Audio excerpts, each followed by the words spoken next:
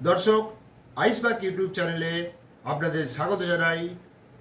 আর ভিডিওটা শুরু করার আগে আপনাদের কাছে আমার একটিমাত্র বিনীত অনুরোধ যে আপনারা অবশ্যই আমার চ্যানেলটি সাবস্ক্রাইব করে পাশে থাকা বেল আইকনটা ক্লিক করবেন, যেটা কিনা আমাকে অনেক বেশি প্রেরণা যোগায় আরও ক্রিয়েটিভ ভিডিও বানাতে।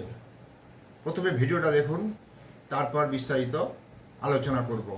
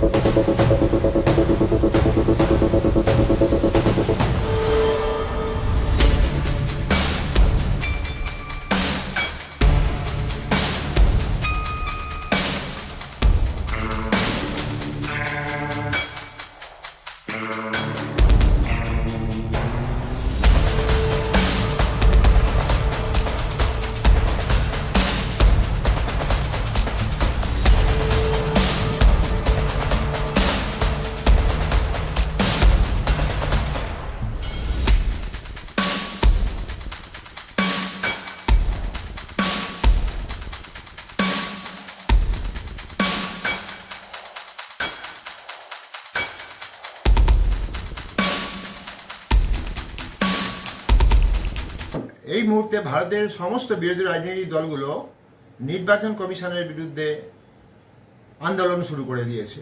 কারণ নির্বাচন কমিশন স্যার প্রয়োগ করতে চায়, কেননা আধার বা ভোটার বা রেশন কার্ডে কোনো বৈধতা মান্যতা দিচ্ছে না। তার কারণ সম্প্রতি জানা গেছে যে বাংলাদেশি এবং পাকিস্তানি অবৈধ অনুপ্রবেশকারীরা নকল আধার কার্ড, ভোটার কার্ড এবং রেশন কার্ড নিয়ে দিব্যি ভারতে বসবাস করছে এবং এটা একাধিক প্রমাণ পাওয়া গেছে। সুতরাং নির্বাচন কমিশন তো চুপ করে বসে থাকতে পারে না। আপনারা যারা পুরনো লোক তারা খুব ভালো করেন জানেন টিএন সেশনের নাম। তার সময় যদি এই রকম কোনো আন্দোলন হতো, সবকটা এমপিকে জেলে ভরে দিত। কারণ কোনো এমপি নির্বাচন কমিশনের এগেনস্টে কোনো কথা বলার আমাদের সংবিধানে নিয়ম নেই।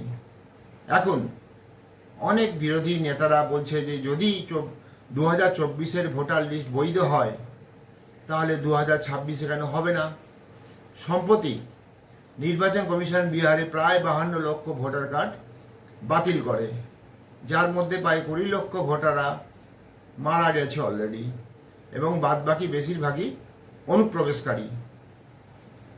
এই 20 লক্ষ ভোটার সম্পূর্ণ ছাপ্পা ভোটে রূপান্তরিত হয়, অর্থাৎ যে জায়গায় রাজনৈতিক দল বেশি পাওয়ারফুল তারা তার অ্যাডভান্টেজ নেয়। এবার আমি আলোচনা করব নির্বাচন কমিশন কি করতে চলেছে। এসআইআর, যার ফুল ফর্ম হলো স্পেশাল ইন্টেনসিভ রিভিশন, এর একটা ফর্ম আছে। এই ফর্মটা নিয়ে নির্বাচন কমিশনের ডেজিগনেটেড সরকারি স্টাফরা বাড়ি বাড়ি যাবে এবং ফর্ম ফিল আপ করবে এবং ম্যাক্সিমাম ওরা 3 বার বাড়ি যাবে। যদি 3 বারের মধ্যে ভোটারকে যদি না পাওয়া যায়, সেক্ষেত্রে ওই ভোটারটি ভোট দানে অংশগ্রহণ করতে পারবে না। যদি কেউ অন্য রাজ্যে কাজ করে তাহলে কিন্তু তাকে 3টের কোনো একটা ডেটের মধ্যে আসতে হতে হবে। তবে আমার সাজেশন হলো একটু কষ্ট করে হলেও আপনারা সিরিয়াসলি ভোটার কার্ডটা বানিয়ে নেবেন, না হলে আপনি বা আপনার পরিবারের লোকজন ভবিষ্যতে কোনো সমস্যায় পড়তে পারেন। ধরুন আপনার ছেলে বাইরে কোনো চাকরি পেয়েছে, পাসপোর্ট করবে, সেই জায়গায় কিন্তু প্রবলেম হতে পারে। এবার আমি আলোচনা করব বিরোধীরা কেন লাফালাফি করছে।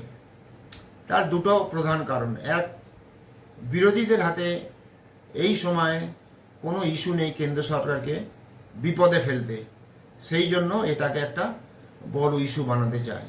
প্লাস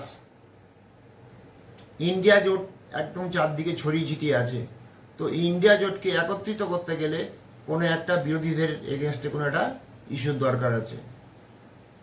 নাম্বার 2, ভারতে প্রায় 2 কোটি অবৈধ বাংলাদেশি এবং পাকিস্তানি অনুপ্রবেশকারী ভারতে বসবাস করছে, যাদের নাম ভোটার লিস্ট থেকে কিনতে পারে বাদ যাবে। তাদের ওপর কিন্তু ফোকাস থাকবে। বিরোধীদের সংখ্যালঘু ভোটের প্রায় 90% বিরোধীদের পকেটে যায়। অতএব বিরোধীরা ভোট ব্যাংক কমে যাবে এবং সরকারি সুখ থেকে বঞ্চিত হবে। সুতরাং প্রথম থেকে বিরোধীরা এর এগেনস্টে লাফালাফি শুরু করেছে। বিরোধীরা খুব ভালো করে জানে যে নির্বাচন কমিশন একটা অটোনোমাস বডি, তারা সুপ্রিম কোর্টের কোনো অর্ডার দিতে পারবে না। আপনাদের জানিয়ে রাখি, ভারতবর্ষে এইরকম দুটো সংস্থা আছে যারা কিনা পুরোপুরি অটোনোমাস, ওদের সুপ্রিম কোর্টে ওদের অর্ডার দিতে পারেনি। একটি হলো নির্বাচন কমিশন, আর একটি হলো এনজিটি। এনজিটির ফুল ফর্ম হলো ন্যাশনাল গ্রিন ট্রাইব্যুনাল। এই দুটো বডিকে সুপ্রিম কোর্ট কোনো অবস্থায় অর্ডার দিতে পারে না, কেবল সাজেশান দিতে পারে। তাহলে আপনারা প্রশ্ন করতে পারেন, কেন বিরোধীরা এটা করছে? এটা দেখানোর জন্য যে রোহিঙ্গা এবং অবৈধ অনুপ্রবেশকারীরা সাথে ওরা আছে, এবং যদি কিছু ভোট ওরা দিতে পারে তাহলে যেন ওদের পকেটেই যায়। দর্শক, আপনাদের যদি কোনো রায় থাকে অবশ্যই কমেন্ট বক্সে লিখে জানাবেন এবং আমি তার অবশ্যই উত্তর দেবো। আজকের জন্য এই পর্যন্ত। জয় হিন্দ, বন্দে মাতরম।